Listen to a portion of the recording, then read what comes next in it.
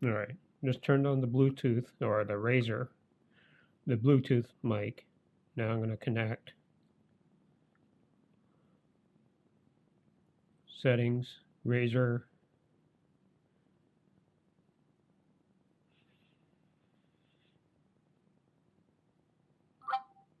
And you can see now it's pretty much connected.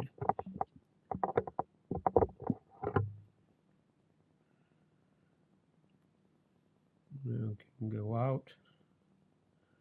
And you can see the little icon there on the very top. It's the AirPod icon is on. So you now know that this device is connected to this. So here we go. And the reason I'm doing this is actually I'm doing a post edit of a video I'm doing, which you'll see later right after this. I just wanted to make sure you see me connecting the camera and the mic. And also to be aware that the battery's still out. So I'm not actually recording. I just wanted to demonstrate the connection between the two devices. That's all. Okay? And then you can continue watching the other part of the video. Okay.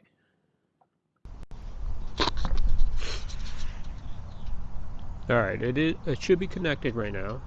This mic right here, which is a Razer. It's a Razer. I forgot the model though. I'll post it up here on the channel on this video.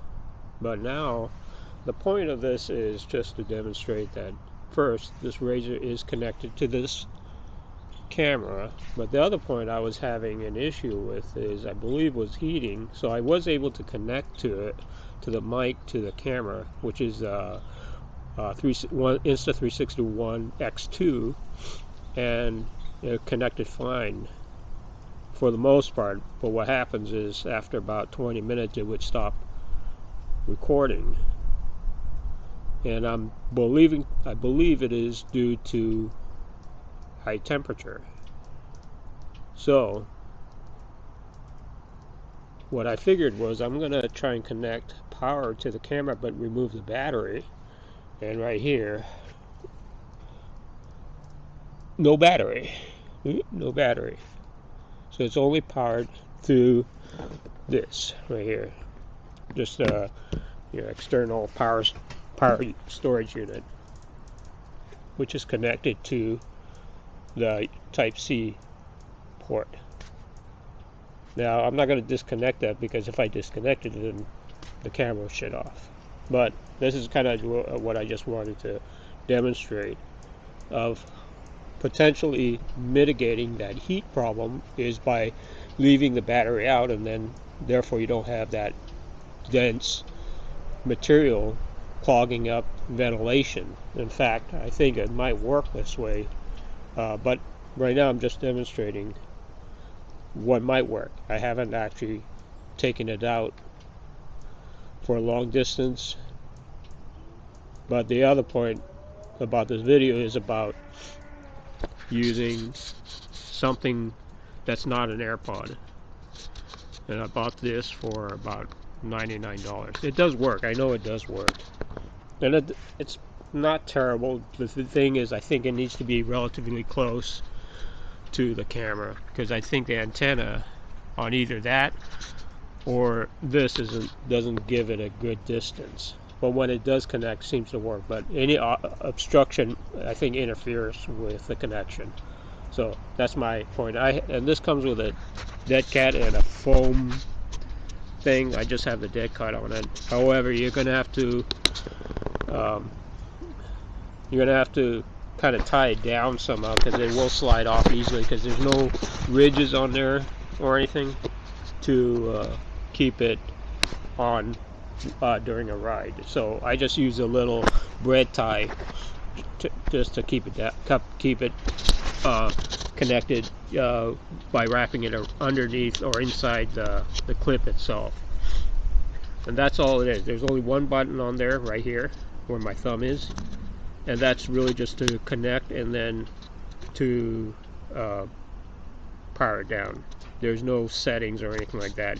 What you have to do is you have to go into the smartphone. It's called Razer Streaming, I think it's called Razer Streaming, and basically there you have to adjust the gain on your voice, especially if you have it near your chest. Right now I'm about 1.5 feet from my mouth, and I think this might work.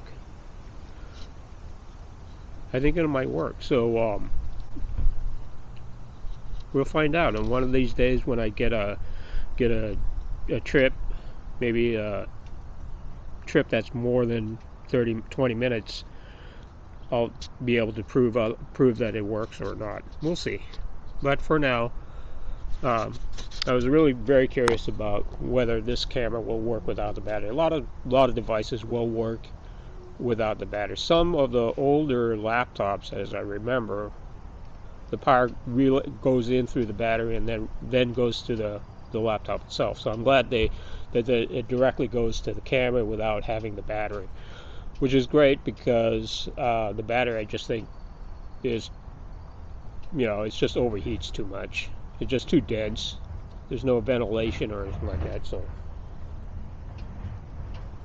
anyway, that is about it. I'll update you guys on how this works out. Okay.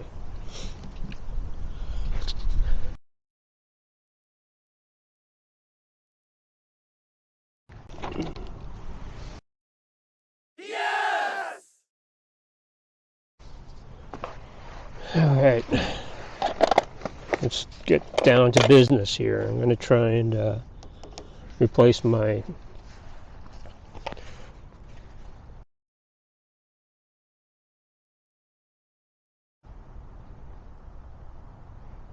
brakes.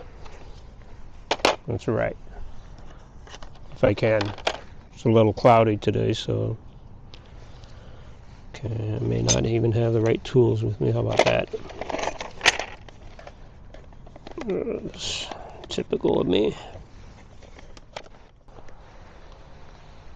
Alright, so got me the rag, and I will, doesn't look too bad in there, because actually the sound started from the very beginning when I assembled the bike. So it wasn't like I added more problems to it. I think the disc being warped is causing a lot. I don't have any alcohol right now, so I'm just going to make do with this. All right, let's get this started because it's about to rain, I think. In the next hour or so, I want to get this done. All right.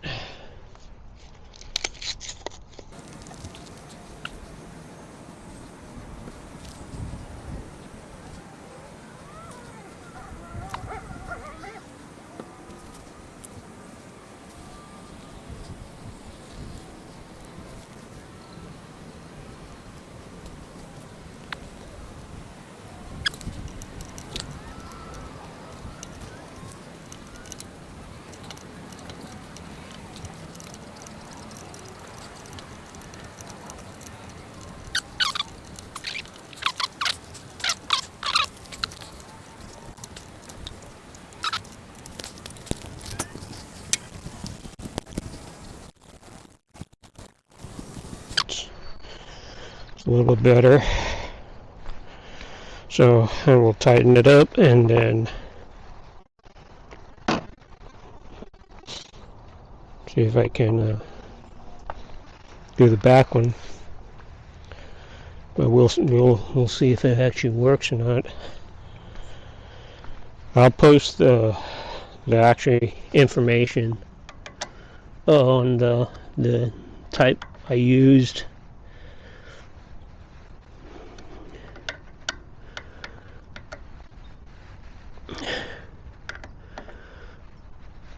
I didn't feel any resistance or anything, so that's a good sign. I should wipe this thing down.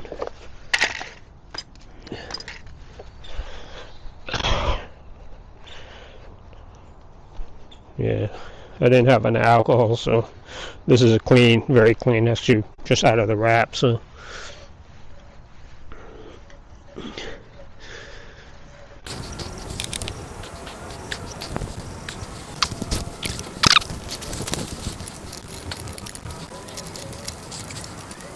Oh, this is better angle. I don't know why that's so far down. Why didn't they do the same thing here, over there? You know, just kind of makes sense. Now this brake, I think, is a little bit better, so I was having less problems. That one was pretty bad, but I'm going to replace them both. Maybe these are a little bit better quality. I don't know. Like I said, this is the first bike I've owned that has disc brakes, so I will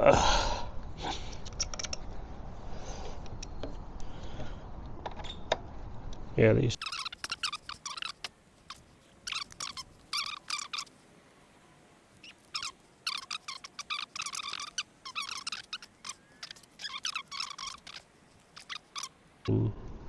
Yeah, they're actually, I don't see a lot of problems with them. They have good enough padding. See, yeah, I can't. They look pretty good. Oh well, I'll maybe use some alcohol wipes and wipe them down. But I'll put the new ones on anyway. Matter of fact, I think I'll just keep using this because this is, like I said, I only have 180 miles on this. I did put it on a lot of trails late in the last few months. I'm going to do less of trail riding because, well, it just doesn't do a lot of good for my legs and my arms, and I'm actually causing myself more problems now. I haven't been riding a lot because I re-injured, actually, it's the second time, my right knee, and it's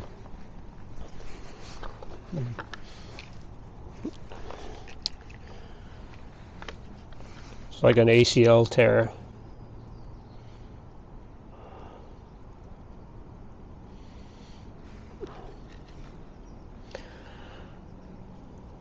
This is technically, this is probably one of the easier setup things to do on your bike. Whether I'm doing it right is, I'm sure somebody has an opinion about that.